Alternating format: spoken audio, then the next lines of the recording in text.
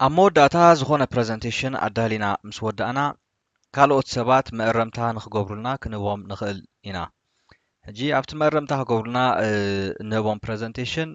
ኮመንትስ እውን ክንሰደሎም ንኽእል ኢና ንሳቶም እውን ኣሪሞም ኮመንት ፅሒፎም ክሰዱልና ይኽእሉ እዮም ንኣብነት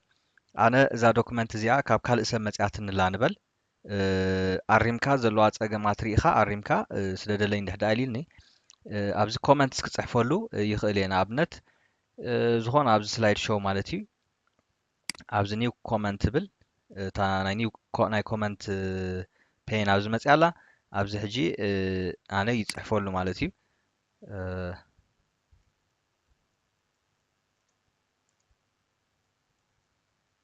ንኣብነት ኤቭሪቲንግ ኢዝ ጉድ ኢለ ፅሒፈሉ ኣለኹ ኢንተር ገይረ ኣለኹ ሕጂ ሴቭ ገይረ ኣብ ኩሉ ማለት እዩ ኣብቲ ስላይድ ሾውስ ዘለኒ ርእይቶ ይፅሕፈሉ ማለት እዩ ብድሕሪኡ ሴቭ ገይረ ከዓ ክሰደሉ ይኽእል እየ ነቲ ሰብ እቲ ሰብ ድማ ነዚ ዶክመንት እዚ ምስ ሰደደለይ ማለት እዩ ኣብ ሬቪው ኣትየ ኣብዚ ሾው ኮመንትስ እትብል ኦፕሽን ኣላትኒ ኣብዚ ኮመንትስ ፔን የምፃ ማለት እዩ እዚኣ ኮመንትስ ፔን ምስ ኣምፃኽዋ እዚኣ መፅያ ኣላ ብድሕሪኡ እቲ ዝፀሓፈለይ ኤቭሪቲንግ ኢዝ ጉድ ዝብል ፅሒፍለይ ኣሎ ኣብዚ እንድሕር ዳኣ ክምልሰሉ ደልየ ወይ ከዓ ካልእ ነገር ክሓቶ እንድሕር ዳኣ ደልየ ኣብዚ መልሲ ክፅሕፈሉ ይኽእል እየ ማለት እዩ ኦኬ ሶ ከምዝና ገበርካ ከዓ እቲ ምልውዋጥ ማለት እዩ ብድሕሪኡ እዚ ዶክመንት እዚ ሴቭ ጌርካ ኢሜይል ጌርካ እውን ክሰደሉ ትኽእል ኢኻ ፋይል ኣቲና ኣብዚ ሼር ዝብል ኦፕሽን ኣለና ሕጂ ሼር ዊዝ ፒፕል ዝብል ኣለና እንድሕር ዳ ክላውድ ትጥቀሙ እንድሕር ዳ ኮንኩም ዋን ድራይቭ መጀመርታ እቲ ዶክመንት ኣብ ዋን ድራይቭ ሴቭ ክትገብርዎ ክትክእሉ ኣለኩም ብድሕሪኡ ኢንቫይት ክትገብሩ ትኽእሉ ኢኹም ሰባት ማለት በቲ ናታቶም ኢሜይል ኣድረስ ጌርኩም ትሰድሎም እሞ ንሳቶም ከዓ ነዚ ፕሬዘንቴሽን ሪኦም ዝኾነ ሓሳባት ከካፍልኹም ይኽእሉ እዮም ማለት እዩ ተኻልኣይ ኣብዚ ኢሜይል ኣለና ነዚ ዶክመንት እዚ ከም ኣታችመንት ጌርና እውን ክንሰደሎም ንኽእል ኢና ኣብዚ ሰንድ ኣዚ ኣታችመንት እንድሕር ዳ ኣቲና በቲ ኢሜይል ናይ እቲና ነቲ ክቕበለና እንደልዮ ዘለና ሰብ ድማኒ ናቱ ኢሜይል ኣድረስ እቲና ነዚያ ዶክመንት እዚኣ ከም ኣታችመንት ጌርና ንሰደሉ ማለት እዩ ንሱ ከዓ ኣሪሙ ኣንቢቡ ዘለዋ ጉድለታት ወሲኹ ዲገልኻ መሊሱ ኣታች ገይሩኻ ክሰደልና ይኽእል እዩ ማለት እዩ ሃራይ ኣብ መወዳእታ እቲ ዘሎ ኮመንትስ እንድሕር ዳ ክንድምሶ ደሊና መጀመርታ ኣብዚኣ ኮመንትስ ፔን ክሊክ ንገብር እሞ ኣብዚ ደሊት ዝብል ኣለና ሕጂ ደሊት ነዚኣ እንድሕር ዳ ፀቒጠ ነዚኣ ጥራይ ደሊት ትገብረለይ ደሊት ኦል ኮመንትስ ኦን ስላይድ ደሊት ኦል ኮመንትስ ኢን ዲስ ፕሬዘንቴሽን ይብል ኣሎ ኣብዛ ስላይድ ዘለዎ ኮመንትስ ብምሎም ክድምሶም እንድሕር ዳ ደልየ እዛ ካልአይቲ ትገብር ኣብ ብምሉእ እዚ ስላይድ ሾውስ ዘሎ ኮመንትስ ክድምሶ እንድሕር ዳ ደሊኻ እዛ ታሕተወይቲ ክሊክ ገብራ ማለት እዩ ስለዚ እቲ ኮመንትስ ይድምሰስ ኣሎ ማለት እዩ ቀፂልና ሓደ ፕሬዘንቴሽን ዶክመንት ኤዲት ጌርና ምስ ወዳእናዮ ከም ፋይናል ዶክመንት ጌርና ክነቕምጦ እንድሕር ዳ ደሊና ኣብዚ ፋይል ንኣቱ ኣብ ኢንፎ ምስ ኣተና ፕሮቴክት ፕሬዘንቴሽን ዝብል ኣሎ ፕሮቴክት ፕሬዘንቴሽን ምስ ኣተና ማርክ ኣዝ ፋይናል ዝብል ኣለና ማለት እዩ ነዚኣ ክሊክ ንገብራ ሕጂ እዚ እንታይ ዝሕብረልና እዛ ዶክመንት እዚኣ እታ ፋይናል ፕሬዘንቴሽን ዶክመንት ምዃና ነቲ ንህቦ ሰብ ንሕብሮ ኣለና ማለት እዩ ሕጂ ከምዚ ንሪኦ ዘለና ኣብዚ ማርክድ ኣዝ ፋይናል ኢልና ኣሎ ኣን ኦተር ሃቭ ማርክድ ዲስ ፕሬዘንቴሽን ኣዝ ፋይናል ቱ ዲስካሬጅ ኤዲቲንግ ሕጂ ኤዲት ኣይንገብርና ኣብዚ ዝኾነ ክንፅሕፍ ኣይንኽእል ኢና ርእይዎ ኣብዚ ክሊክ ገይረ ኣለኹምሽ ኣየፅሕፈናኒ ማለት እዩ እዚኣስ እታ ውድእቲ ፕሬዘንቴሽን ኢልናያ ዘለናያ ማለት እዩ ሕጂ ኤዲት እንድሕር ዳ ክገብር ደልዩ ግን ኣብዚኣ ኤዲት ኤኒዌይ ዝብል ክሊክ ምስ ገበርና ጥራይ ኤዲት ክንገብር ተፍቅደልና ማለት እዩ ኦኬ ሕጂ ሓደ ዶክመንት ውድኡ እዩ ኢልና እንድሕር ዳ ንሰብ ክንቦ ኮይና ወይ ከዓ ክነቐምጦ እንድሕር ዳ ደሊና እቲ ዝሓሸ ኩሉ ግዜ ፋይል ኣቲና ኣብ ኢንፎ ማርክ ኣዝ ፋይናል ተበልናዮ ፅቡቅ እዩ ማለት እዩ ካልእ ኦፕሽን ከዓ እንታይ ኣለና ኣብዚ ኢንክሪፕት ዊዝ ፓስዎርድ ዝብል ኣለና ነዛ ዶክመንት እዚኣ ፓስዎርድ ጌርካ እንድሕር ዳ ክትዓፅዋ ደሊኻ ኸ ካልእ ሰብ ከም ብብልካ እንድሕር ዳ ዘይደሊኻ ኣብዚኣ ኸ ኢንክሪፕት ዊዝ ፓስዎርድ ትብል ኣላትና ኣብዚኣ ክሊክ ንገብር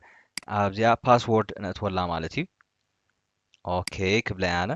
መሊሰ ደጊመ ከእትወ ነቲ ፓስዎርድ ዘእተኽዎ ኦኬ ኢለየ ኣለኹ ኦኬ ከም ትሪእዎ ዘለኹም ሕጂ እዛ ዶክመንት እዚኣ ፓስዎርድ ፕሮቴክትድ እያ ማለት እዩ ሕጂ ኣጥፍየ ክውላዕ እየ እሞ ፓስዎርድ ክትሓተኒ ክትክእል ኣለዋ ኣብዚ ሴቭ ክብሎ እየ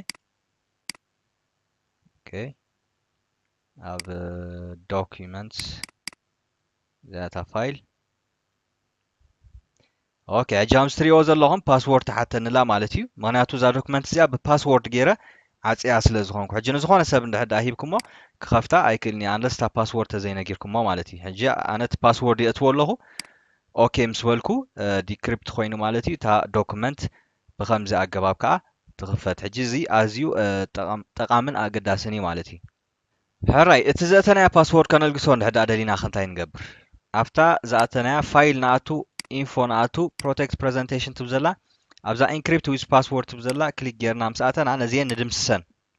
نتن زاتنا باسورد ندمسسن مالتي دمسيسنا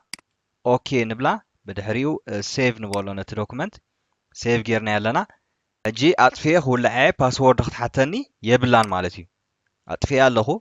ماليسا نتا دوكيمنت يولع لهو مالتي جيمس ولا اخوا باسورد احاتتتن معناتو باسورد ريموف جيريو سلازخونكو مالتي حراين بار قصيلنا نريو دما كمي غيرنا نات سلايد شو نريو وي دما تناتو سيتينغز نما عراريو زبل كنرينا ابز سلايد شو زبل تاب مساتنا تقداميت نرخبا زلنا from beginning تبلالاتنا وي دما F5 ندحدا صايدنا افت كيبوردنا سلايد شو كنمصو نخلينا مالتي لك امستريو زلهم سلايد شو افتي سكريننا يمصالو وي ببروجيكتور ندحدا لاغيبنا يالنا ዛ ላፕቶፕና ድማ افت بروجيكتور በዚ አገባብ ዝተጠቂምና ኢና ነቲ ኦዲየንስ ናትና ነርእዮ ማለት እዩ ሕጂ ከምዚ እናገበርና ክንከይድ ከለና እቲ ስላይድስ በብሓደ እናምፃናዮ ንሕና ኸ እናገለፅና እናበልና ኸ ንኸይድ ማለት እዩ ኦኬ ሕጂ ኣብቲ ስላይድ ሾው ምሳተና ፍሮም ካረንት ስላይድ ትብል ከኣላትና ንኣብነት ካብ ቁፅሪ 4 ጀሚረ ንድሕሪት ዘሎ እንድሕር ደኣ ክኸይድ ደሊኻ ካብዛ ቁፅሪ 4 ክሊክ ገብራሞ ፍሮም ካረንት ስላይድ እንድሕር ዳ ኢልያ ትሪኦ ከም ዘለኹም ካብዚ ራብዓይ ስላይድ ይጅምር ኣሎ ማለት እዩ ኦኬ ስለዚ ንድሕሪት ክምለስ ክእለ ወይ ከዓ ናብ ሳልሳይ ማለት እዩ ወይ ከዓ ናብ ትራብዓይ ከይደ ናብ ሓምሻይ ስላይድ ክቕፅል ከዓ ይኽእል እየ ማለት እዩ ሕጂ ኣብዚ ክሊክ እናገበርኩም ወይ ድማ ኢንተር እናፀቐጥኩም ኣብቲ ኪቦርድኹም ተዘይኮይኑ ከዓ ተን ኣሮ ኣለዋ ምሽ ኣፕ ዳውን ሌፍት ራይት ዝብላ ኣሮ ኣለዋ ኣብቲ ኪቦርድና ብአና ተጠቀምኩም ናቪጌት ክትገብሩ ትኽእሉ ኢኹም ስለዚ ኣብዚ ፍሮም ቢግኒንግ ዝብል ኣለና ፍሮም ካረንት ስላይድ ዝብል ከዓ ኣለና ቀፂልና ኣብዚ ሰት ኣፕ ዝብል ዘሎ ሰት ኣፕ ስላይድ ሾው ዝትብል ሓንቲ ኦፕሽን ኣላትና ኣብዚ ሰት ኣፕ ስላይድ ሾው ምሳተና እቲ ሾው ታይፕ ብፉል ስክሪን ድዩ ብዊንዶው ድዩ ወይ ከዓ ብኪዮስክ ሞድ ድዩ ኣብዚ የርእየና ኣሎ እዚ ቀዳመይቲ ተመረፅኩማ ተመራፂ እዩ ካልእ ኣገዳሲት ኣብዚ ላትና ሾው ስላይድስ ትብል ኣላትና ሾው ስላይድስ ሕጂ እዚ ስላይድ ሾው ምስ ጀመርናዮ ፍሮም ቢግኒንግ ወይ ድማ ፍሮም ካረንት ስላይድ ምስ በልና ኦል እንድሕዳ መሪፅና ብሙሉእ ካብ መጀመርታ ጀሚሩ ከነርእዮ ንኽእል ኢና ማለት እዩ ኣብቲ ፕሬዘንቴሽን ተዘይኮይኑ ግን ካብ ቁፅሪ 1 ክሳብ ቁፅሪ 5 ዘለዋ ስላይድ ጥራይ ከነርኢ እንድሕዳ ደሊና ንኣብነት እቶም ዓዲምካዮም ዘለኻ ሰባት ማኔጅመንት ክኾኑ እቶም ማኔጅመንት ካብ ቀዳማይ ክሳብ 5 ዘሎ ስላይድ ጥራይ ዝምልከቶም እቲ ብድሕሪኡ ዘሎ ስላይድ ብዙሕ እንድሕዳ ዘይገድሶም ኮይኑ ግድን ኣብቲ ስላይድ ከም ዝመፅእ ክትገብሮስ ኣየድልየካን ወይ ከዓ ንዓታቶም ፕሬዘንት ክትገብረሎም ስለዘየድልየካ ካብታ ቁፅሪ 1 ክሳብ እታ ቁፅሪ 5 ዘላ ስላይድ ጥራይ እቲ ስላይድ ሾው ናትና ከም ዘርኢ ክንገብሮ ንኽእል ኢና ማለት እዩ ነቶም ካልእ ቲም ከዓ እንድሕዳ ኩሉ ዘገድሶም ኮይኑ ክሳዕ እቲ ዘለካ ናይ መወዳእታ ማለት እዩ ወይ ከዓ ኦል ኢልካ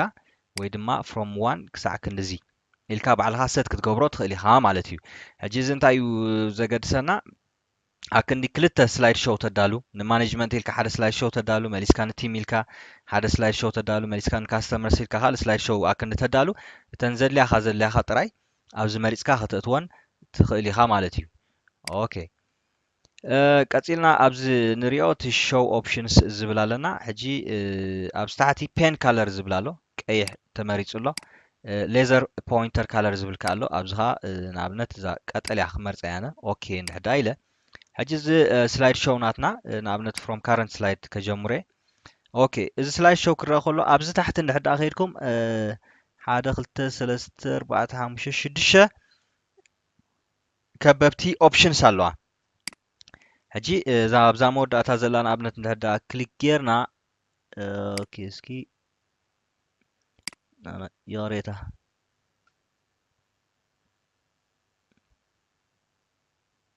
اوكي ابتا سالسيت زلا مالتي ناي بين كالر تمثل حجي ليزر بوينتر علينا ابزي بين زبل علينا بين اندحدا مريصنا ابزي سلايد شو كنصحف قال اندحدا دلينا مالتي اوكي كمز غيرنا زخونه مغلص خنب كلناسي زخونه عينت ملكت اندحدا خنغبر دلينا ኣብዚ ክንጥቀም ንኽእል ኢና ዋላ እውን ክስእል ትኽእል ኢኻ ማለት እዩ ኦኬ መረዳእታ ክትቦም ድሕዳ ደሊኻ ነቲ ናትካ ኦዲየንስ ነቲ ትገልፀሉ ዘለኻ ዝኾነ መረዳእታ ክትቦ ድሕዳ ደሊኻ ከምዚ ጌርካ ፔን ክትመርፅ ትኽእል ኢኻ ካልእ ድማ ኣብኣ ምስኣተና ሌዘር ፖይንተር ትብል ኣላትና እዛ ሌዘር ፖይንተር ሪእዋ ቀጠልያ ሕብሪ ስለ ዝመረፅኩ ሕጂ ከተመልክት እንድሕዳ ደሊኻ እዩ እዚ ኸ ኦኬ ንኣብነት ኣብዚ እዚኣ ርኤዋ ኢልካ ነዛ ቱልስ ትብል ከተመልክት እንድሕዳ ደሊኻ እዛ ቀጠልያ ኣብኡ እንድሕዳ ሙቭ ጌርካ ኣሎም እቲ ኦዲየንስ ናትካ ናብኡ ፖይንት ክገብር ክእል ትናቱ ዓይንቲ ማለት እዩ ኦኬ ስለዚ እዛ ሌዘር ፖይንተር ከዓ ኣብዚ ትሕግዘና ማለት እዩ do you want to keep your ink annotations ስብለኒ ሎስኬፕ ምፃወትኩ ኣነ ነዚኣቶም ዞም ሕንፃፃት ስለ ዘይደልዮም ዲስካርድ ክብሎም እየ ድሕዳ ኣብቲ ፕሬዘንቴሽን ክህልው እንድሕዳ ደሊ ኮንካ ግን ኪፕ ክትብሎም ትኽእል ኢኻ ማለት እዩ ኦኬ ሕጂ ኣብታ ዝነበርና ተተመሊስና ኣብዚ እዘን ክልተ ነገራት ኣለዋና ማለት እዩ ካልእ ኣድቫንስ ስላይድ ዝብለና ዘሎ ማኑዋሊ ወይ ከዓ ዩዚንግ ታይሚንግ ኢፍ ፕሬዘንት እቲ ናትና ስላይድ ሾው ብግዜ እንድሕዳ ሰት ጌርናያ ኮይና በቲ ግዜ ተጠቂሙ ባዕሉ ክመፅእ እንድሕዳ እንደልዮ ኮይና ዩዝ ታይሚንግ ኢፍ ፕሬዘንት ንመርፅ እንድሕዳ ማኑዋሊ ባዕልና እናፀቐጥና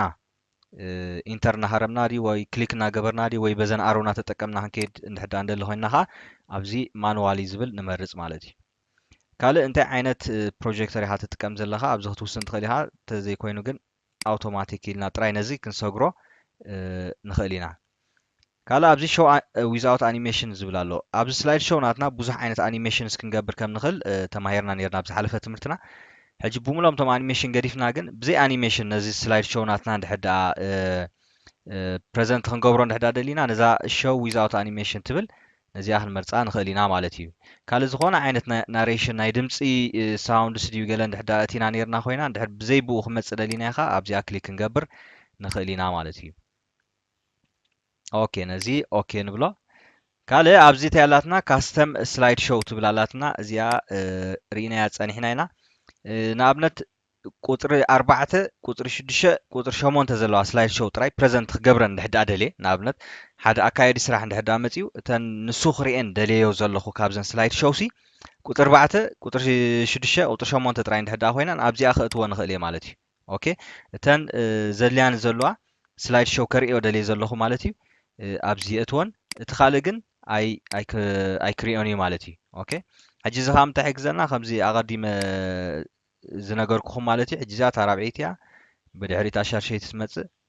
ብድሕሪት ሻምነይቲ ትመፅእ ብድሕሪ ወዲኣ ኣላ ማለት እዩ እታ ፕሬዘንቴሽን ኦኬ ሕጂ ንኣብነት እዚ ኣካየዲ ስራሕ ክኸውን ተን ዝምልከትኦ ስላይድ ሾው ሰን ጥራይ እንድሕር ኮይነን ንዐን የርእዮ እቲ ካልእ ሲ ብዙሕ እንድሕዳ ዘይገድሶ ኮይኑ ይገድፎ ማለት እዩ መሊሰ ካልኦት ዕዱማት ኣጋይሽ የምፅእ ንዓታቶም ከዓ እተን ዘገድሶኦም ነገራት ከዓ ለሲ ኣብዚ ኒው ኢለ ኣብዚ ሽም ህባ ንኣብነት ናይ ሴልስ ቲም እንድሕዳ ኮይኖም ነቶም ናይ ሴልስ ከዓ ቁፅሪ 1 ቁፅሪ 2 3 ጥራይ ዘገድሶኦም እንድሕዳ ኮይነን እዚአን እቴ ኦኬ ይብል እሞ ኣብዚ እታ ናይ ሴልስ ክሊክ ገይረ ሾው እንድሕዳ ኢልያ ከምዚ ንዕዘቦ ዘለና ቀዳመይቲ ስላይድ መፅያ ኣላ ካልአይቲ ስላይድ ኣላትና ሳልሰይቲ ስላይድ ምስ መፀት እታ ስላይድ ሾው ናትና ትውድእ ማለት እዩ ሕጂ እዚ እንታይ ዝጠቕመና እቶም ናትካ ኦዲየንስ ዝተወሰነ ስፔሲፊክ ዝኾነ ስላይድስ ጥራይ ክሪኡ እንድሕዳ እትደሊ ኮንካ ካስተም ስላይድ ሾው ክንጥቀም ንኽእል ኢና ማለት እዩ